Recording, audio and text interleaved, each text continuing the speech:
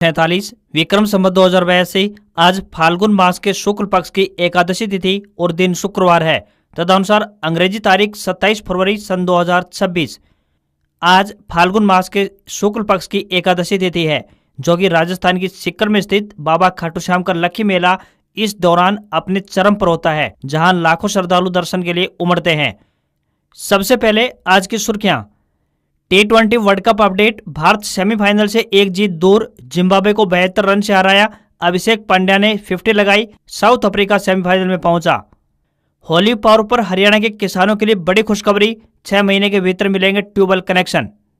हरियाणा में अब खुलने जा रहा है सीएम श्री स्कूल, 25% सीटें गरीब बच्चों के लिए फ्री। महापंचायत में मासूम शर्मा को अल्टीमेटम, कहा 3 दिन में माफी मांगे नहीं तो शो नहीं होने देंगे। पूर्व सरपंच बोले धर्मू ने प्री प्लान बेइज्जती करवाई। विधानसभा में जी राम जी पर हंगामा, कांग्रेस का वॉकआउट तो वही एमएलए बत्रा की स्पीकर से तीखी बहस हुई, पूछा डिस्कशन से क्या होगा। हरियाणा में राज्यसभा चुनाव के लिए नामांकन प्रक्रिया हुई शुरू। बड़ी खुशखबरी, होली पर चलेगी रोहतक मदार रोहतक स्पेशल ट्रेन, जानेंगे टाइमिंग व स्टॉपेज। दक्षिण हरियाणा के महेंद्रगढ़ जिले के नारनौल के विजय हॉस्पिटल में आईटी की रेड पड़ी। आयकर चोरी की आशंका, 90 बेड के अस्पताल में 200 मरीज भर्ती दिखाए गए। हरियाणा सरकारी नौकरी में पारदर्शिता का दावा, सीएम परिवार ने भी अपनाया नियम। डीजीसीए के नए नियम, एयर टिकट पर बुकिंग 48 घंटे में कैंसिल की तो फुल रिफंड मिलेगा, फ्लाइट से 7 दिन पहले बुकिंग जरूरी। चरखे दादरे में 10वीं मैथ्स का पेपर आउट, क्लासरूम के अंदर से फोटो खिंचाते हुए दिखाई दिए छात्र। अब 1 अप्रैल से 20% एथेनॉल मिक्स पेट्रोल अनिवार्य होगा, तेल कंपनियों को E20 पेट्रोल बेचना आवश्यक। हरियाणा में 24 घंटे में 6 अधिकारी रिश्वत लेते पकड़े गए। रेवाड़ी में जेई 90,000 रुपये लेते पकड़ा, तो वहीं कैथल में एसीबी ने असिस्टेंट रजिस्ट्रार इंस्पेक्टर को ट्रैप बिछाकर पकड़ा। सीएम के हस्तक्षेप से पानीपत रिफाइनरी विवाद सुलझा, कर्मचारियों की सभी जायज मांगे लिखित में मंजूर, पीएफ जमा कराने के भी आदेश हुए जारी। व्हाट्सएप 1 मार्च से सिम कार्ड के बिना नहीं चल पाएगा, सरकार ने डेडलाइन बढ़ाने से मना किया। वहीं कंप्यूटर पर हर 6 घंटे में लॉग आउट होगा। इजराइल में भारतीय यूपीआई चलेगा, मोदी नेतन्याहू की बैठक में समझौता हुआ। मोदी बोले जल्द फ्री ट्रेड एग्रीमेंट भी करेंगे। बड़ा दावा, अफगानिस्तान के हमले में 55 पाकिस्तानी सैनिकों की मौत, 15 बॉर्डर चौकियों पर कब्जा। पाकिस्तान ने 4 दिन पहले अफगानिस्तान में एयर स्ट्राइक की थी। और अब खबरें विस्तार से। हरियाणा में गर्मी ने अपने तीखे तेवर अभी से दिखाने शुरू कर दिए हैं। फरवरी में ही अप्रैल जैसी गर्मी महसूस हो रही है। दिन और रात के तापमान में उफान देखने को मिल रहा है। सुबह हल्की मीठी मीठी ठंड का एहसास भी जारी है। आने वाले दिनों में जनजीवन को धीरे धीरे गर्मी का ज्यादा एहसास होने लगेगा। तापमान की बात करें तो राज्य के कई जिलों में अधिकतम तापमान 30 डिग्री सेल्सियस के पार चल रहा है, जिसमें भिवानी में 31.1 डिग्री सेल्सियस, नूह में 30.9, महेंद्रगढ़ में 30.2 डिग्री, गुरुग्राम में 30.1 डिग्री और नारनौल में 30.1 डिग्री सेल्सियस दर्ज किया गया है। वहीं राज्य का सबसे कम न्यूनतम तापमान जींद जिले में दर्ज किया गया, जो कि 11 डिग्री सेल्सियस रहा। हरियाणा में मौसम आमतौर पर ड्राई रहने की संभावना है। इसके साथ ही हल्की हल्की गुलाबी ठंड बरकरार रह सकती है। बढ़ते तापमान और शुष्क मौसम को देखते हुए किसानों को हल्की सिंचाई की सलाह दी गई है। वहीं गेहूं की फसल में पीला रतुआ और दीमक के लिए नियमित जांच करने का भी सुझाव है। मौसम साफ रहेगा तो गन्ने की कटाई भी की जा सकती है। फलदार पौधों में गोबर की सड़ी खाद डालने और सिंचाई करने की भी सलाह है और सब्जी की फसलों में नमी बनाए रखने की भी सलाह मौसम विभाग ने दी है। रंगों का त्योहार होली हरियाणा के किसानों के लिए बड़ी खुशखबरी लेकर आया है। बता दें कि हरियाणा विधानसभा के बजट सत्र में किसानों को नए ट्यूबवेल कनेक्शन जारी करने को लेकर पूछे गए सवाल के जवाब में प्रदेश सरकार ने राहत भरी खबर सुनाई है। प्रदेश सरकार के इस फैसले से किसानों के बीच खुशी की लहर दौड़ गई है। बिजली मंत्री अनिल विज ने सदन पटल पर जानकारी दी कि हरियाणा में 57,000 किसानों के ट्यूबवेल कनेक्शन पेंडिंग है। इनमें से 13,360 किसान पूरी कनेक्शन फीस का भुगतान कर चुके हैं और इन्हें अगले 6 महीने के भीतर ट्यूबवेल कनेक्शन जारी कर दिए जाएंगे। बिजली मंत्री अनिल विज ने अपने जवाब में बताया कि 31 दिसंबर 2023 तक अप्लाई किए गए आवेदनों के लिए मांग नोटिस जारी कर दिए गए हैं। गत 31 जनवरी तक पूरी फीस का भुगतान कर चुके उत्तर हरियाणा बिजली वितरण निगम के 4,241 और दक्षिण हरियाणा बिजली वितरण निगम के 9,119 किसानों को अगले 6 महीने के भीतर कनेक्शन जारी किए जाएंगे। अनिल विज ने बताया कि 1 जनवरी 2024 से लेकर 31 जनवरी 2026 के बीच आवेदन करने वाले 43,527 किसानों की ट्यूबवेल कनेक्शन अभी लंबित है। इन्हें मांग नोटिस जारी करने का फैसला सही समय पर लिया जाएगा। हरियाणा में सिर्फ पात्र युवाओं को ही सरकारी नौकरी मिल रही है, वह किसी भी प्रकार की सिफारिश नहीं चल रही है। इसका ताजा उदाहरण देखने को मिला है। ऐसा इसलिए क्योंकि सीएम के बेटे अनिकेत सैनी ने भी सीईटी की प्रारंभिक परीक्षा के लिए फॉर्म भरा है। राज्य में ग्रुप सी की नौकरियों के लिए हुई सामान्य पात्रता परीक्षा कितनी गंभीर है और यह कितना अहम है, इसका अंदाजा इस बात से लगाया जा सकता है कि मुख्यमंत्री नायब सिंह सैनी के बेटे अनिकेत सैनी ने भी इस परीक्षा के लिए आवेदन किया था। मुख्यमंत्री के बेटे अनिकेत सैनी फिलहाल BA LLB की पढ़ाई कर रहे हैं और इस वक्त उनका द्वितीय वर्ष चल रहा है। अनिकेत सैनी आवेदन फॉर्म भरने के बाद 26 व 27 जुलाई को हुई सीईटी की परीक्षा केवल इसीलिए नहीं दे सके क्योंकि उस समय वो दिल्ली की एक लॉ कंपनी में इंटर्नशिप कर रहे थे। सबसे पहले 2022 में सीईटी हुआ था, उसके 3 साल बाद यानी 2025 में मुख्यमंत्री नायब सिंह सैनी के नेतृत्व में सीईटी का आयोजन हुआ है। ग्रुप सी के लिए हुई इस सीईटी की परीक्षा के लिए 13,48,000 युवाओं ने आवेदन भरे थे, जिनमें मुख्यमंत्री नायब सिंह सैनी के बेटे अनिकेत सैनी भी एक अभ्यर्थी रहे हैं। इनमें से लगभग 12 लाख ने परीक्षा दी है और 8 लाख युवा इसमें सफल हुए हैं। इन पास युवाओं के लिए सरकार ने अब तक लगभग 13,000 नौकरियों के लिए आवेदन मांग लिए हैं और लगभग 10,000 पदों पर नौकरियां जल्द निकलने वाली हैं। हरियाणा विधानसभा बजट सत्र का गुरुवार को 5वां दिन रहा। शून्यकाल की समाप्ति के बाद भाजपा प्रदेश प्रवक्ता प्रदीप अहलावत की पत्नी और हरियाणा की HCS अधिकारी गायत्री के नाम पर हंगामा होगा। रोहतक से कांग्रेस विधायक बीबी बत्रा ने नेता प्रतिपक्ष राजेंद्र सिंह हुड्डा की बेटी गायत्री हुड्डा को रिश्तेदार बताने का मुद्दा उठाया। कहा, कल मंत्री बेदी साहब ने जो भी कहा है वह सच नहीं है, मेरे पास रिकॉर्ड भी है। इसके बाद विधायक रामकुमार कश्यप की ओर से लाए गए जी राम जी पर चर्चा के प्रस्ताव पर हंगामा हो गया। कांग्रेस विधायक बीबी बत्रा ने कहा कि जी राम जी को लेकर इस हाउस में डिस्कशन से क्या होगा। इसे लेकर बत्रा की स्पीकर हरविंदर सिंह कल्याण से तीखी बहस हुई। इस पर स्पीकर ने कह दिया कि आप यदि इस पर चर्चा करना चाहते हैं तो बोलिए, अन्यथा और किसी विषय पर चर्चा नहीं की जाएगी। इसे लेकर कांग्रेस विधायकों ने सदन से वॉकआउट कर दिया। सत्र की शुरुआत में जुलाना विधायक विनेश फोगाट ने जलभराव का मुद्दा भी उठाया। उन्होंने कहा कि मैं सदन में इस समस्या को लेकर कुछ फोटो लेकर आई हूँ, लोगों को पानी निकालने के लिए बाल्टी का यूज करना पड़ता है। इसका जवाब देते हुए कैबिनेट मंत्री कृष्णलाल पंवार ने कहा कि सरकार इस पर काम कर रही है, एक कमेटी भी बनाई गई है जो इस मामले में काम कर रही है। वहीं कांग्रेस विधायक बलराम दांगी ने कहा, 30 गांवों के 9,000 किसानों ने मुआवजा के लिए अप्लाई किया था। इन किसानों में से 90 से 95% किसानों को नुकसान हुआ है। इनके खेतों में पानी भरा हुआ है। इनमें से अभी तक 1732 किसानों को मुआवजा दिया गया है, बाकी का काट दिया गया है। इसका जवाब देते हुए सीएम नायब सिंह सैनी ने कहा, प्राकृतिक आपदा के कारण किसानों को जो नुकसान हुआ है उसका 100% पैसा खातों में पहुंचाया गया है। पीएम श्री स्कूलों की तर्ज पर अब प्रदेश में सीएम श्री स्कूल भी खोले जाएंगे। सीबीएसई से मान्यता प्राप्त इंग्लिश मीडियम के इन स्कूलों में आर्थिक रूप से कमजोर वर्ग के परिवारों के बच्चों के लिए 25% सीटें रिजर्व रहेंगी। आरक्षित सीटों पर जहां बच्चों को फ्री शिक्षा दी जाएगी तो वहीं शेष सीटों पर भी प्राइवेट स्कूलों की अपेक्षा काफी कम फीस ली जाएगी। शिक्षा मंत्री महिपाल सिंह ढांडा की तरफ से बुधवार को प्रश्नकाल में समालखा से भाजपा विधायक मनमोहन भडाना के सवाल के जवाब में ये ऐलान किया गया। भडाना का कहना था कि प्राइवेट स्कूलों में 25% सीटें गरीबों के लिए आरक्षित होने के बाद भी स्कूल इस पर अमल नहीं करते हैं। उन्होंने सदन में आंकड़े भी पेश किए। इस पर शिक्षा मंत्री ने कहा कि प्राइवेट स्कूलों को रिक्त सीटों का ब्यौरा सार्वजनिक करना होता है। सरकार पहले से चल रहे सरकारी स्कूलों को ही अपग्रेड करके उन्हें पीएम श्री और सीएम श्री के रूप में बदल रही है। इन स्कूलों में फाउंडेशन लर्निंग पर फोकस, स्किल बेस्ड लर्निंग और एक्सपीरियंशियल लर्निंग पर फोकस रहेगा। इन स्कूलों में लैब, लाइब्रेरी और प्लेग्राउंड व स्पोर्ट्स इंफ्रास्ट्रक्चर, सोलर पैनल, तकनीकें व सुरक्षित कैंपस मौजूद रहेंगे।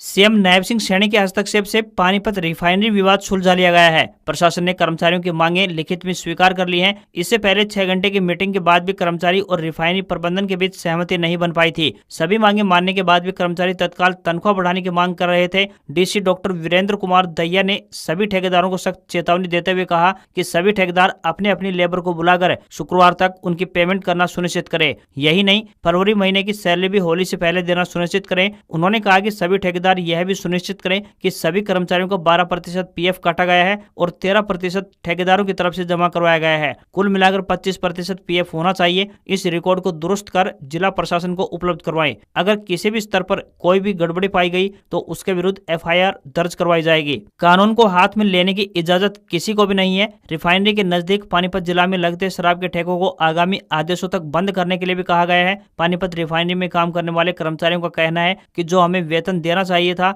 वह नहीं दिया जा रहा है। जो साल 2013 का वेतन है उसको डिस्प्ले कर दिया गया है। हमें यहाँ पर कोई भी सुविधा नहीं दी जा रही है, इसलिए हम काम पर नहीं गए।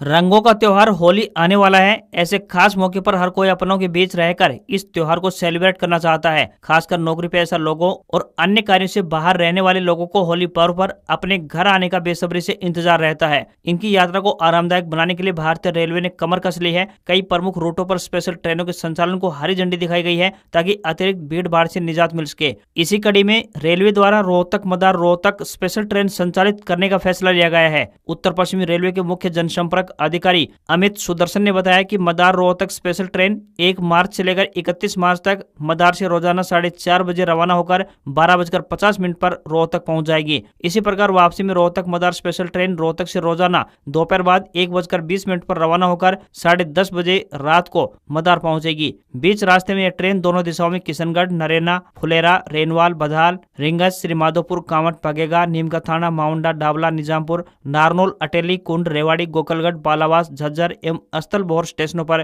ठहराव करती हुई जाएगी। इलेक्शन कमीशन ऑफ इंडिया यानी ईसीआई द्वारा राज्यसभा चुनावों के लिए नोटिफिकेशन जारी कर दिया गया है। इसके बाद इच्छुक और योग्य उम्मीदवार 5 मार्च तक अपना नामांकन पत्र दाखिल कर सकते हैं। इन चुनावों के लिए 16 मार्च को मतदान होगा और उसी दिन शाम को रिजल्ट घोषित कर दिया जाएगा। हरियाणा में भी राज्यसभा की 2 सीटों पर चुनाव होना है। हरियाणा से बीजेपी के 2 राज्यसभा सांसद रामचंद्र जांगड़ा और किरण चौधरी का कार्यकाल 9 अप्रैल को समाप्त हो जाएगा। राज्यसभा का चुनाव जीतने के लिए एक उम्मीदवार को 31 वोटों की जरूरत होती है। हरियाणा विधानसभा में सत्तारूढ़ बीजेपी के पास 48 विधायक और 3 निर्दलीय विधायकों का समर्थन प्राप्त है। वहीं कांग्रेस के पास 37 विधायक हैं। इस हिसाब से बीजेपी और कांग्रेस दोनों पार्टियों को एक-एक सीट पर आसानी से जीत हासिल हो जाएगी। हरियाणा में ग्रुप डी भर्तियों की प्रतीक्षा कर रहे लाखों युवाओं के लिए एक राहत भरी खबर है। हरियाणा कर्मचारी चयन आयोग यानी HSSA की तरफ से साफ किया गया है कि ग्रुप डी के लिए कॉमन पात्रता परीक्षा यानी CET जल्द आयोजित की जाएगी और इसका शेड्यूल भी तकरीबन तैयार कर लिया गया है। सूत्रों के मुताबिक इस बार ग्रुप डी CET के लिए लगभग 15 लाख आवेदन आ सकते हैं। चेयरमैन ने सोशल मीडिया प्लेटफॉर्म X पर युवाओं से अपील की है कि वे अपने सभी जरूरी दस्तावेज पहले से ही रेडी रखें क्योंकि आवेदन पोर्टल जल्द खोला जाएगा। CET का क्वेश्चन पेपर 2 हिस्सों में होगा। पहले भाग यानी 75% अंक में सामान्य जागरूकता, तर्क शक्ति, गणित, हिंदी, अंग्रेजी और संबंधित विषयों के प्रश्न पूछे जाएंगे। वहीं दूसरे भाग यानी 25% अंक में हरियाणा का इतिहास, साहित्य, भूगोल, संस्कृति, पर्यावरण, सामाजिक घटनाएं और स्थानीय मुद्दों से जुड़े प्रश्न आएंगे। परीक्षा का स्तर मैट्रिक यानी 10वीं बेस पर होगा। अब उम्मीदवारों का चयन 100% मेरिट बेस के आधार पर किया जाएगा। हरियाणवी सिंगर मासूम शर्मा और एक्स सरपंच विवाद अब और गहरा गया है। गुरुवार को जींद में सरपंचों की महापंचायत हुई जिसमें फैसला लिया गया कि अगर सिंगर 3 दिनों के अंदर अंदर पूर्व सरपंच से माफी नहीं मांगता है तो सभी सरपंच अपने गांव में मासूम शर्मा के शो को नहीं होने देंगे। सरपंच एसोसिएशन के राज्य प्रधान रणबीर गिल ने कहा कि मासूम शर्मा सिक्योरिटी का दुरुपयोग कर रहा है, इसे हम CM के संज्ञान में लाएंगे। अगर धमकी देने का मामला है तो पूरे हरियाणा की पंचायत पूर्व सरपंच के साथ है। हम मासूम का अपनी अपनी पंचायत में कोई कार्यक्रम नहीं होने देंगे। सभी सरपंचों से अपील है कि सहयोग करें। उधर सिंगर से हुए विवाद के बाद मुआना के पूर्व सरपंच राजेंद्र शर्मा बोले, मैं जब तक जीवित रहूंगा सरपंच ही कहलाऊंगा। मैं मंच से नीचे चला गया था लेकिन मासूम शर्मा का बहनोई धर्मवीर उर्फ धर्मू मुझे स्टेज पर लेकर गया और प्री प्लान से बेइज्जती करवाई। अगर मेरी गलती है तो मैं छाती ठोककर माफी मांगने को तैयार हूं, लेकिन अगर मासूम शर्मा पहले माफी मांग लेता है तो मामला बढ़ता ही नहीं। मासूम शर्मा के पक्ष में उसके पैतृक गांव ब्राह्मणवास जींद के कुछ युवाओं और ग्रामीणों ने एकजुट होकर समर्थन किया और कहा कि पूरा गांव मासूम शर्मा के साथ है। गलती किसी से भी हो जाती है और मासूम ने माफी मांग भी ली है। सरपंचों पर जो बात कही है उन शब्दों की माफी मांग ली है। माफ करने वाला बड़ा होता है। यदि कोई किसी तरह का वहम रखता है तो वह गांव में आकर देख ले। वहीं हरियाणवी सिंगर व म्यूजिक डायरेक्टर अमित सैनी रोहतकिया ने सोशल मीडिया पोस्ट में लिखा, एक ही काम हो सकता है, कलाकारी कर लो या फिर बदमाशी। हरियाणा बोर्ड का 10वीं का गणित का पेपर चरखी दादरी में आउट हो गया। गांव रानीला स्थित राजकीय कन्या वरिष्ठ माध्यमिक विद्यालय के कमरा नंबर 2 और 3 से 2 बच्चों ने यह पेपर आउट किया था। उनके पास तकरीबन 1:56 पर पेपर आउट हुआ था। सोशल मीडिया पर पेपर की 8 शीट वायरल हुई तो टीमें एक्शन में आ गई। शिक्षा विभाग के चेयरमैन डॉक्टर पवन कुमार ने बताया कि मामले में एक्शन लेते हुए सेंटर के chief superintendent Anita, principal Rajesh Gupta के अलावा सुपरिटेंडेंट सहित वहां पर तैनात अन्य 2 कर्मचारियों को नोटिस जारी किया गया है। मामले में एफआईआर भी दर्ज कर ली गई है। जिन बच्चों ने पेपर आउट किया था उनसे भी पुलिस पूछताछ कर रही है। चेयरमैन ने बताया कि गुरुवार को राज्य भर में नकल के 10 मामले पकड़े गए। इनमें करनाल, पलवल व नूंह में 1-1, रोहतक, सोनीपत में 2-2 और चरखी दादरी में 3 केस सामने आए हैं। चेयरमैन ने बताया कि शुक्रवार यानी आज सीनियर सेकेंडरी या मुक्त विद्यालय का राजनीति विज्ञान और डीएलएड द्वितीय वर्ष रीअपियर एग्जाम होने वाला है। जिला आयुष सोसाइटी हिसार द्वारा जिला कार्यक्रम प्रबंधक व डाटा एंट्री ऑपरेटर के पदों पर भर्ती के लिए आवेदन मांगे गए हैं। आपको बता दें कि ये भर्तियां कॉन्ट्रैक्ट आधार पर होने वाली हैं। जो भी उम्मीदवार इन पदों पर आवेदन भेजने के इच्छुक हैं वे ऑफलाइन माध्यम से अपने आवेदन भेज सकते हैं। इन पदों की शैक्षणिक योग्यता जानने के लिए आधिकारिक अधिसूचना चेक कर सकते हैं। किसी भी वर्ग के उम्मीदवारों को कोई भी आवेदन शुल्क नहीं देना है। टाइपिंग टेस्ट व लिखित परीक्षा की तिथि 13 मार्च है। परीक्षा का स्थान government industrial training institute Tosham road Hisar रहेगा। इंटरव्यू की तिथि व समय का बात करें तो 17 मार्च को है। इंटरव्यू का स्थान additional deputy commissioner office, 2nd floor, mini secretariat Hisar रहेगा। टाइपिंग टेस्ट व लिखित परीक्षा की तिथि 13 मार्च 2026 को सुबह 10 बजे है। आवेदन करने की अंतिम तिथि 2 मार्च है। केंद्र सरकार ने गुरुवार को साफ कर दिया है कि सिम बाइंडिंग के नियमों को लागू करने की 28 फरवरी की डेडलाइन नहीं बढ़ाई जाएगी। नए नियमों के तहत मोबाइल में सिम कार्ड न होने पर अब WhatsApp, Telegram, Signal, Snapchat, ShareChat, JioChat, Arattai और जोश जैसे मैसेजिंग ऐप अब काम नहीं कर पाएंगे। कंप्यूटर पर लॉगिन व्हाट्सएप भी हर 6 घंटे में लॉग आउट हो जाएगा। सरकार का दावा है कि इससे साइबर धोखेबाजों का पता लगाने में मदद मिल पाएगी। तो वहीं सिम बाइंडिंग एक सुरक्षा कवच है। यह आपके मैसेजिंग ऐप को आपके फिजिकल सिम कार्ड के साथ लॉक कर देता है। इसका सबसे बड़ा फायदा यह है कि कोई भी हैकर या ठग आपके नंबर का इस्तेमाल किसी भी दूसरे डिवाइस पर बैठकर नहीं कर पाएगा। अब आप किसी भी ऐप को सिम बाइंडिंग से जोड़ते हैं तो वह ऐप तभी खुलेगा जब आपका रजिस्टर्ड सिम कार्ड उसी फोन में मौजूद होगा। ये नियम 1 मार्च 2026 से प्रभावी होगा। यूजर्स को यह सुनिश्चित करना होगा कि उनका व्हाट्सएप जिस नंबर पर है वह सिम उसी फोन में लगा होना चाहिए। अगर सिम कार्ड फोन से बाहर निकाला गया है तो मैसेजिंग ऐप काम करना बंद कर देगा।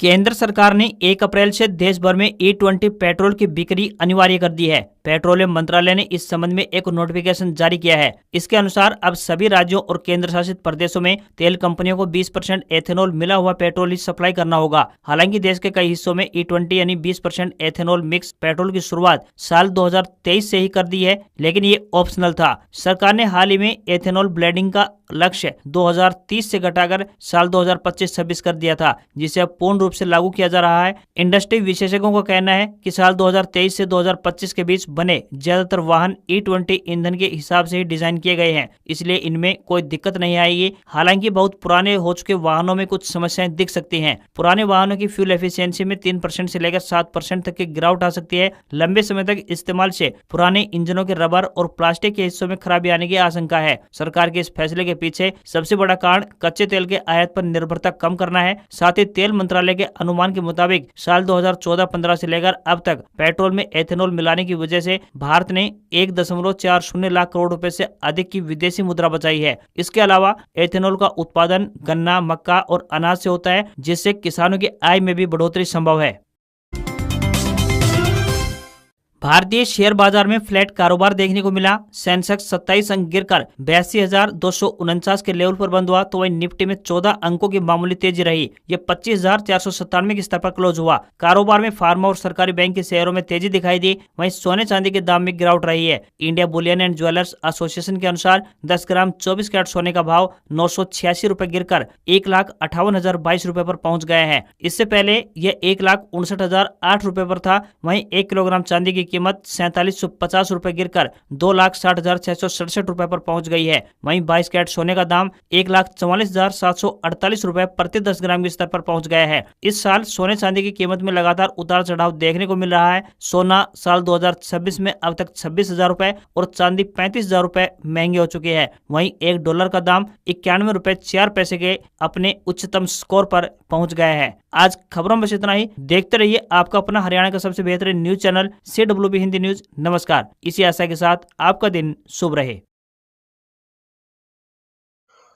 वीडियो को लाइक करें, चैनल को सब्सक्राइब करें और डेली अपडेट्स के लिए बने रहें हमारे YouTube चैनल पर। धन्यवाद।